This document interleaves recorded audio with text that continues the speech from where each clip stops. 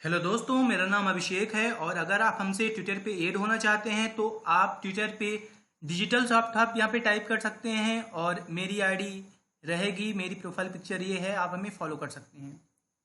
तो दोस्तों, इस वीडियो में हम बात करेंगे मध्य प्रदेश के मंत्रिपरिषद के बारे में, क्योंकि अगर आप व्यापम की तैयारी कर रहे हैं या फिर मध्य प्रदेश के किसी भी कम्पिटिटिव एग्जाम की तैयारी कर रहे हैं तो आपको यहाँ से कम एक दो क्वेश्चन अवश्य देखने को मिलेंगे।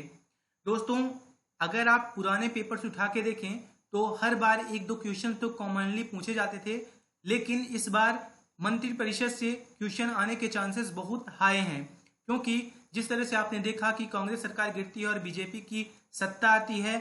अभी उन्होंने काफी टाइम बाद अभी 5 जुलाई को मंत्रिपरिषद एक्सपेंड का निर्णय लिया। तो आप यहाँ पे जनसंपर्क विभाग है, ये ऑफिशियल साइट है मध्य प्रदेश गवर्नमेंट की। तो आप यहाँ पे जितने भी मंत्री परिषद हैं, मंत्रियों के नाम हैं, आप उनके नाम देख पाएंगे दोस्तों।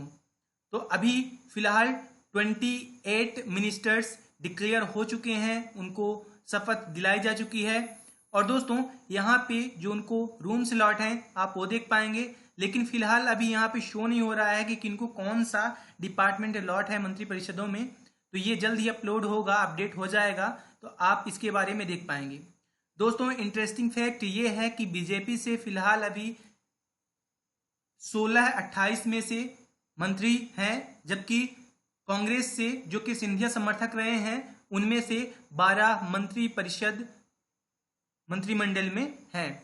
जैसे कि डॉक्टर प्रभुराम चौधरी हैं, ये सिंधिया खेमे से थे।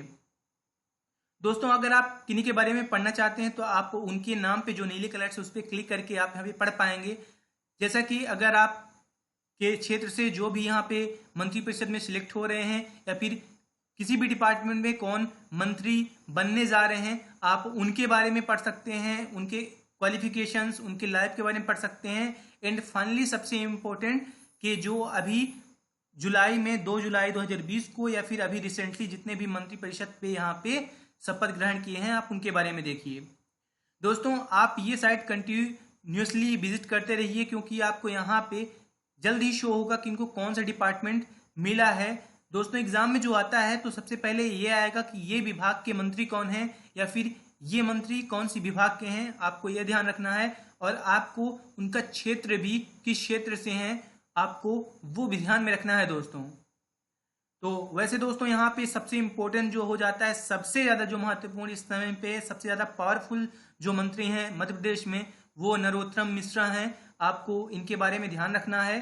और फिलहाल ये जो आपको टॉप पे दिख रहे हैं 5, ये पहले ही डिक्लेयर हो गए थे। ये कोविड के टाइम स्टार्टिंग पे ही मार्च में ही इनको मंत्री परिषद में शामिल कर लिया गया था, लास्ट मार्च अप्रैल में समथिंग पे। तो आप इनके बारे में पढ़िए और आप इस साइट पे अपडेटेड रहिएगा, क्योंकि यहीं पे आपको सारी के सारी ऑथेंटिक इंफॉर्मेशन मिलती जाएंगी।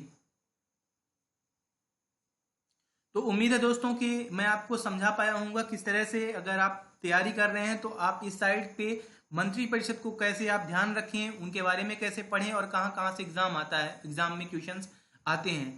तो तब तक के लिए थैंक्स लॉट गाइस।